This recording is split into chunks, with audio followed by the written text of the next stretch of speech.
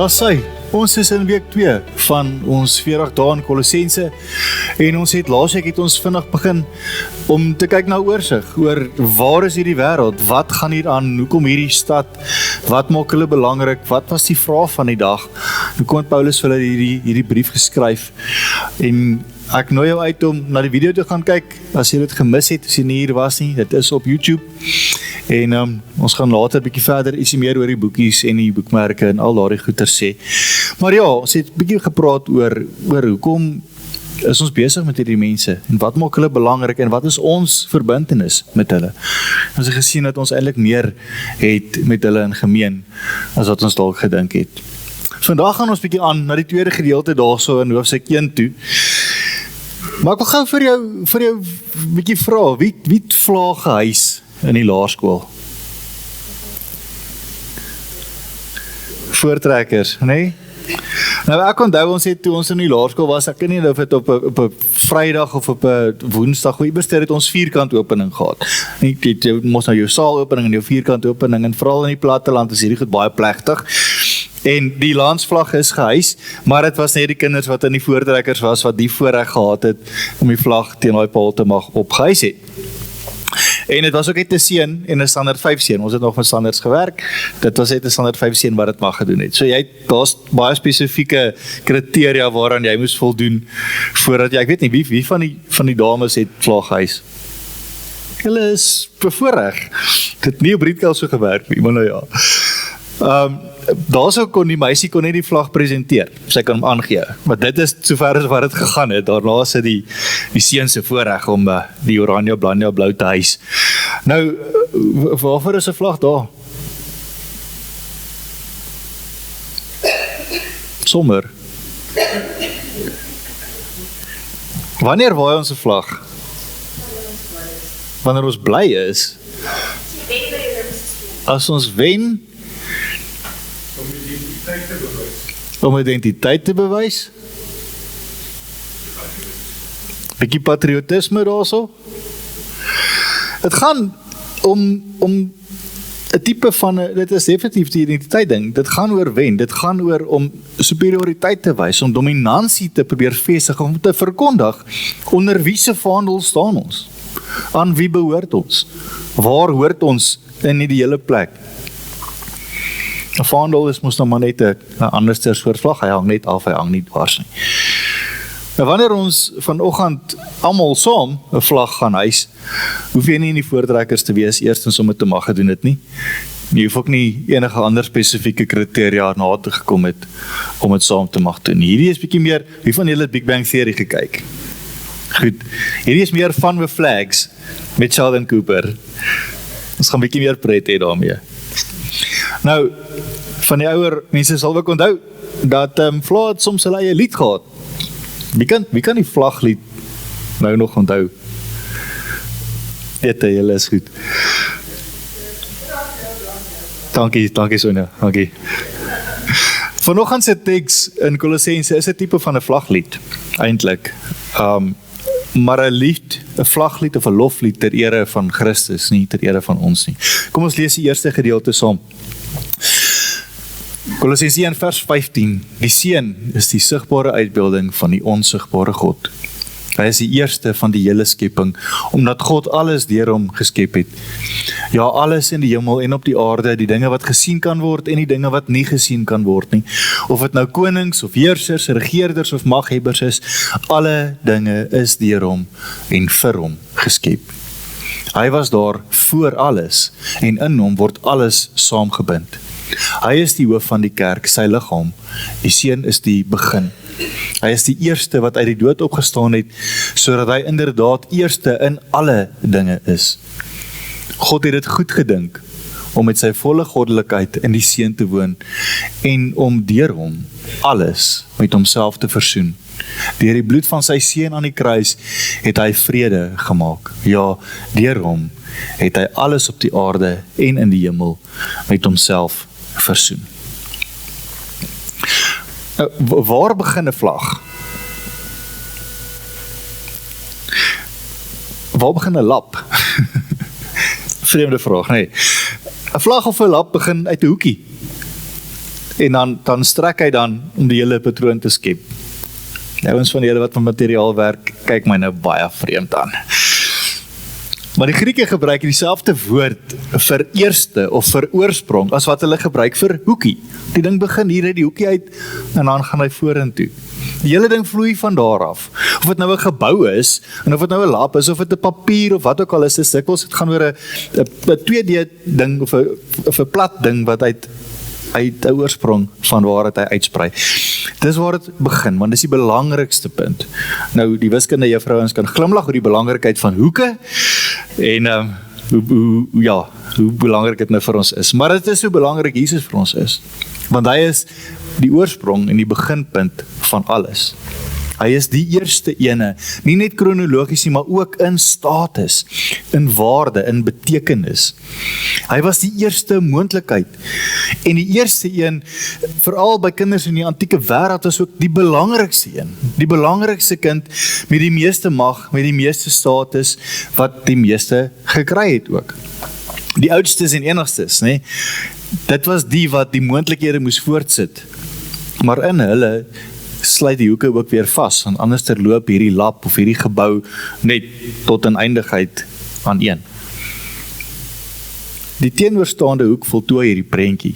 En dit is presies wat Jesus ook weer is. Hy is die een wat alles weer bymekaar hou. Hy is die hoek waar alles weer bymekaar kom, wat dit heel hou en wat dit in die regte posisie hou, op die mees gepaste manier in stand hou.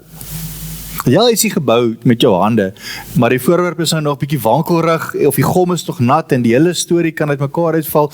Nou moet jy dit skuif, of 'n Jenga-toring, net gewoon. Nou moet jy dit probeer skuif en jy moet dit probeer by mekaar hou, sonder dat alles uit mekaar uitval. Waar is die beste en maklikste plek om dit by mekaar te hou? Hou hom van die hoeke af by mekaar. En dit is presies wat Jesus kom doen.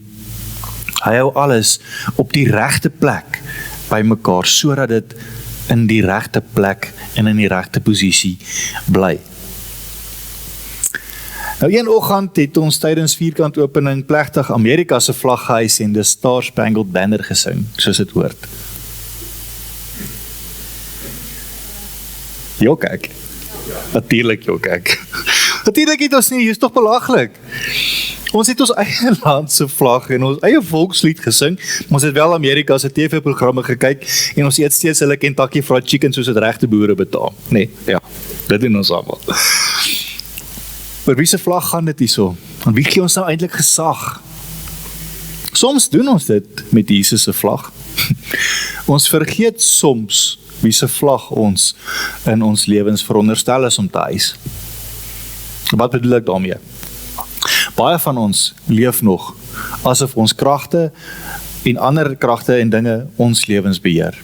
Asof engele of bose magte of geluk of selfs energie ons lewens beheer. En ons doen dit soms baie subtiel, nee, ons sê dinge soos die geluk het wil hê, of die duiwel het my dit laat doen, of ek weet nie wat my besiel of voor my gekom het, as ek ietsie onsinnigs gedoen het nie. Ons skuif maklik die blame na iets groters of iets buite onsself, en dan hoef ons ten minste nie self verantwoordelikheid te vat nie. Ander ding wat ons doen is ons leef in vrees, dat een of ander vloek, of 'n duiwel, of 'n demoon, of 'n gees, ons huis of ons as persoon gaan aanval. Ons salf ons karre en ons swembaddens en ons huise, nie as 'n verklaring dat Jesus daarso koning is nie, maar amper as 'n soort afskrikmiddel, asof dit 'n soort heilige moetie moet wees, wat nou die onsigbare booshede op hulle plek moet hou. Maar hierdie teks sê vir ons baie, baie duidelik, alles wat lyk of ryk soos 'n krag of 'n mag, of dit sigbaar of onsigbaar is, staan onder Jesus se gesag. Finishing klaar, het hulle reeds oorwin. Dit trek nogals 'n lekker dik streep deur al hierdie vrese, of amper selfs hierdie oordadige verering van engele of van hierdie goed. Ons staan onder Jesus se gesag. Selfs die aardse magte, of hulle dit noodwendig besef en erken of nie, staan eintlik onder Jesus se gesag. Maar waaruit bestaan 'n vlag? Waaruit bestaan lap? Hoe bly hierdie rafels by mekaar? Julle ouens wat werk met materiaal, Paula, Waaruit bestaan lap? Weefsels, nee? Baie dun stringetjies materiaal wat fyn saam geweef is sodat dit een hele stuk lap vorm. Hordes en hordes garing wat eintlik maar net oor kruis deur mekaar gevleg word. So wat hou dit nou eintlik by mekaar? Dit is die feit dat dit so styf saam geweef is wat maak dat dit nie maklik losstorm nie. Nou, wie as julle lakens gaan koop by Mr. Price of by waar ook al, kyk na die thread count. Hoekom is dit vir jou belangrik? Anders gaan hy skif en anders is die laken grof en ek wil nou regtig ten minste in 1500 Egiptiese katoen thread count laken lê want dit is lekker. Dink ek 'n bietjie as jy nou al daai, kom ons gaan met 1500 garing count. En jy dit nie as een lap by mekaar nie, maar jy sit met al hierdie rafels op jou skoot. Wat kan jy hiermee maak? Niks. Dis 'n spul garing op jou skoot, dis 'n gemors. Jy wil tog nou nie dit vat en onder dit gaan slaap en nou is dit 'n bondel nie. Nee, dis laf. Die goed moet aan mekaar wees, moet heel wees, moet vasgeweef wees. In 'n wêreld waar dit soms vir ons voel of ons lewens so uit mekaar uitrafel, asof die wêreld rondom ons so uit mekaar uitrafel, losgetorring word tot dit net 'n hoop garing is. Dit wat bekend is kort verander, dit wat in ons eie lewens gebeur soms so maklik uit mekaar uitval, is dit Christus wat die saambindende krag is. Hy is die wewer, hy is die een wat maak ook dat ons vasgeweef bly en aan mekaar vas bly. Maar wat as die vlagte nou wel uitrafel? Wat as dit skeer?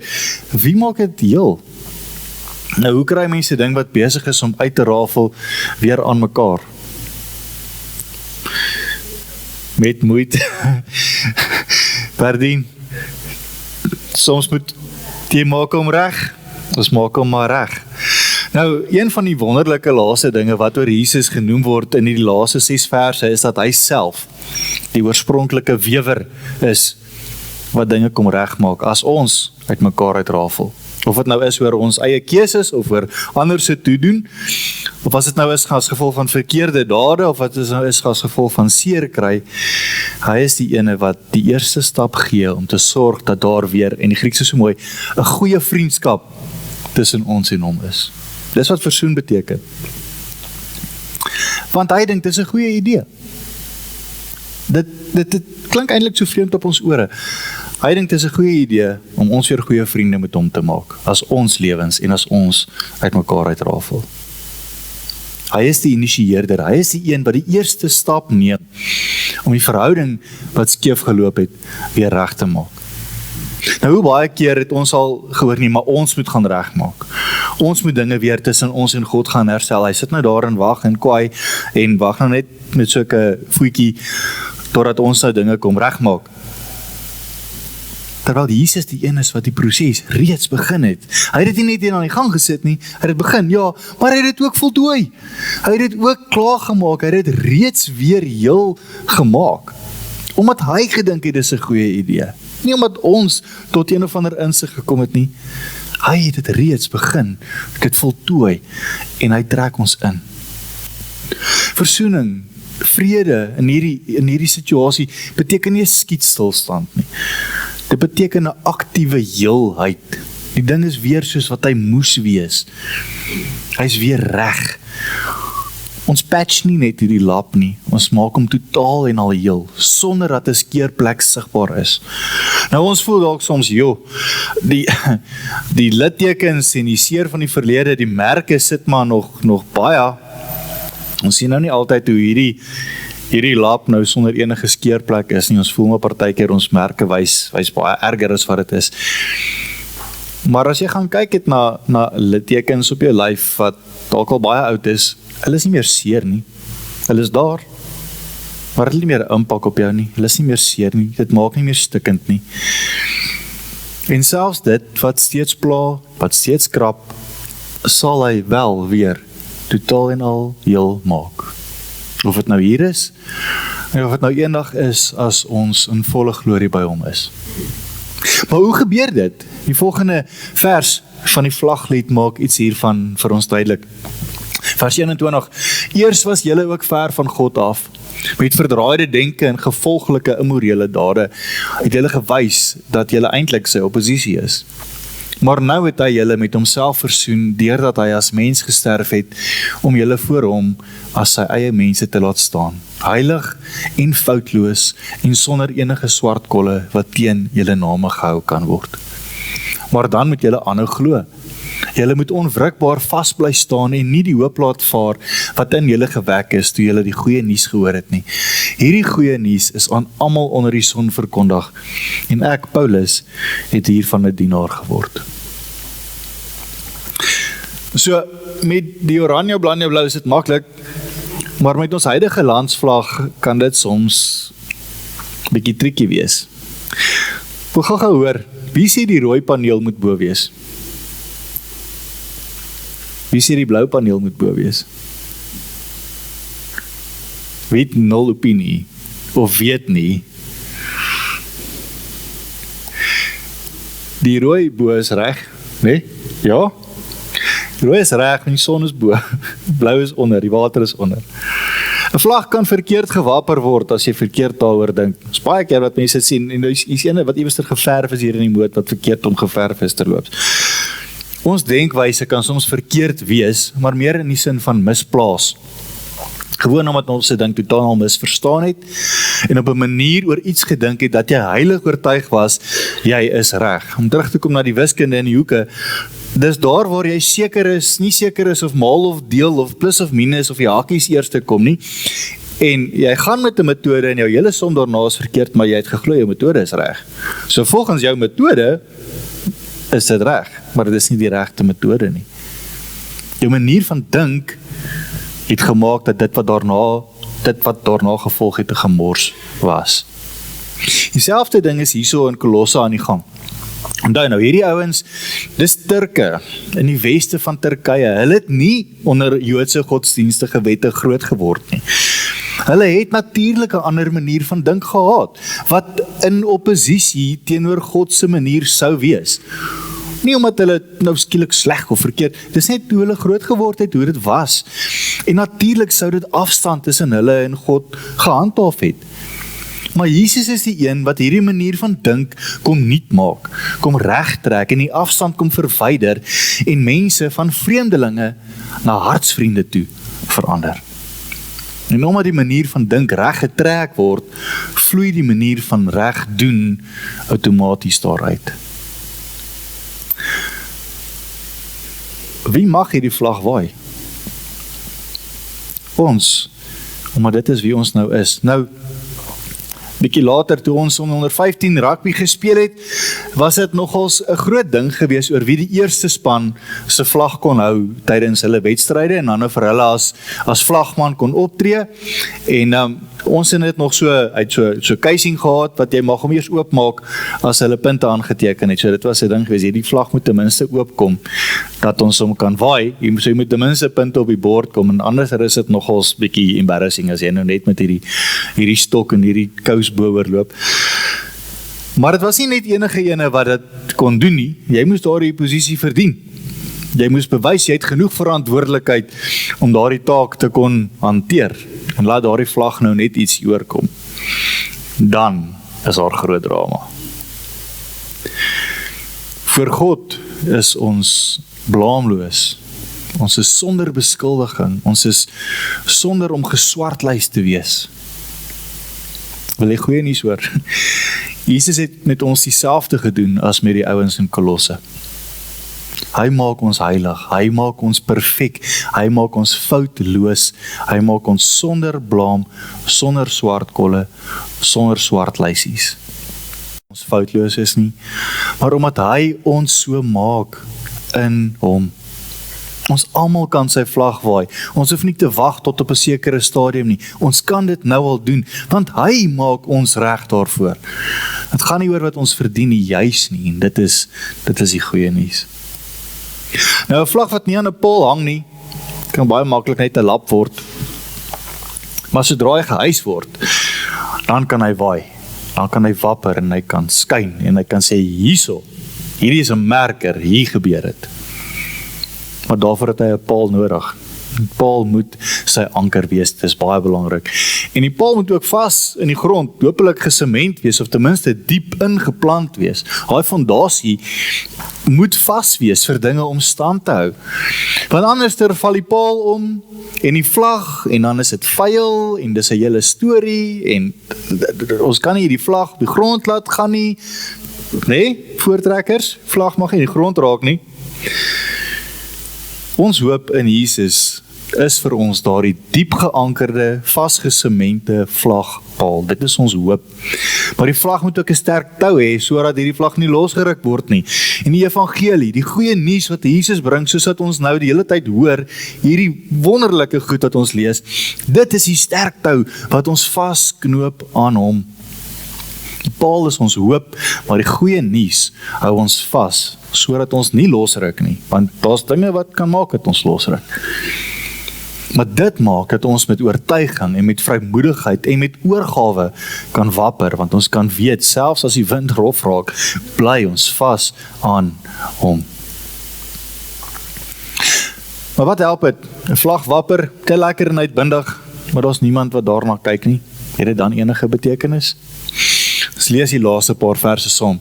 Vers 24, ek is nou bly dat ek tot julle voordeel kan swaar kry. Ek is bly dat ek die deel van Christus se vervolging wat nog oorbly kan help dra. Ek verduur dit in my liggaam tot voordeel van sy liggaam, die kerk. Ek is 'n diensknegt van die kerk. God het my die verantwoordelikheid gegee om aan julle sy volle boodskap bekend te maak. Hierdie boodskap was vir eeue en geslagte lank 'n geheim, maar nou het God dit aan sy eie mense bekend gemaak. God het besluit om aan hulle bekend te maak hoe wonderlik die heerlikheid van hierdie geheim vir alle volke is. Die geheim is, Christus leef in julle. Dit is die vooruitsig dat julle in die hemelse heerlikheid sal deel. Juis hom verkondig ons. Ons doen dit deur elke mens te waarsku en met elke moontlike wysheid te onderrig. So wil ons graag elke mens in 'n volmaakte verhouding met Christus voor God laat staan. Hiervoor werk ek en doen ek my bes met Christus se krag wat magtig in my aan die werk is. 'n Vlag kan nie kies wie hom raak sien nie. Hy wapper. Dis wat hy doen. Hy wys vir almal en oralster kan jy 'n vlag herken.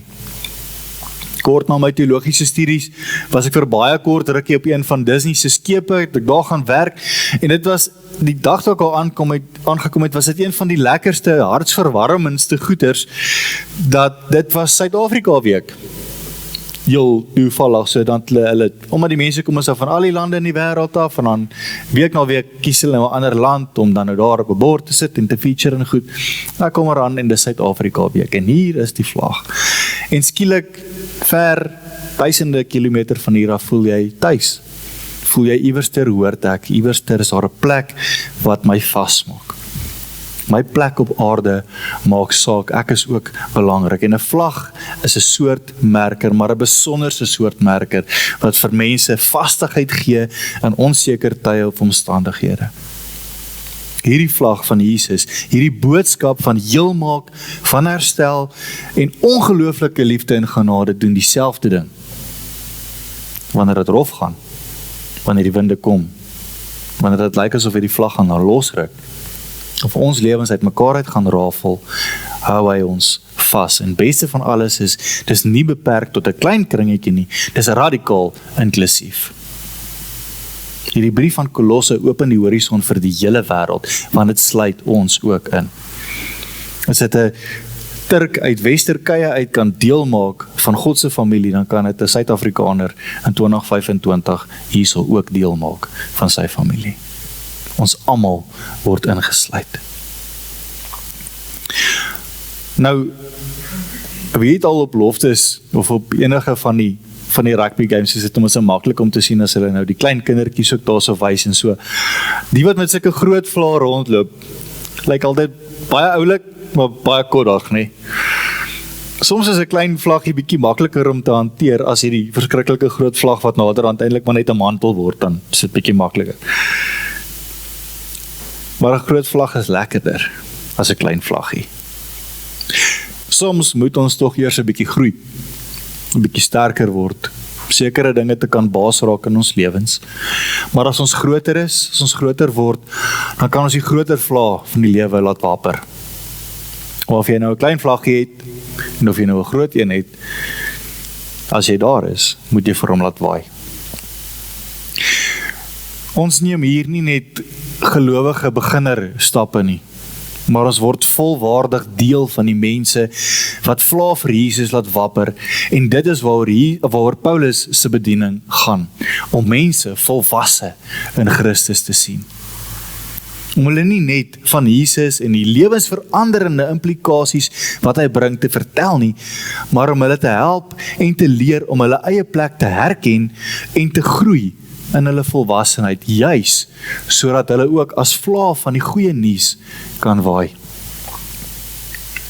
Christus is nie net die vlagwewer nie, maar is ook die wind wat ons laat wapper. En hoor wat sê Paulus, ek werk deur my bes te doen volgens sy krag wat kragtig in my aan die werk is. Hy is die energie wat deur my werk, wat my laat wees wie ek veronderstel is om te wees en wat my maak wie ek in hom is.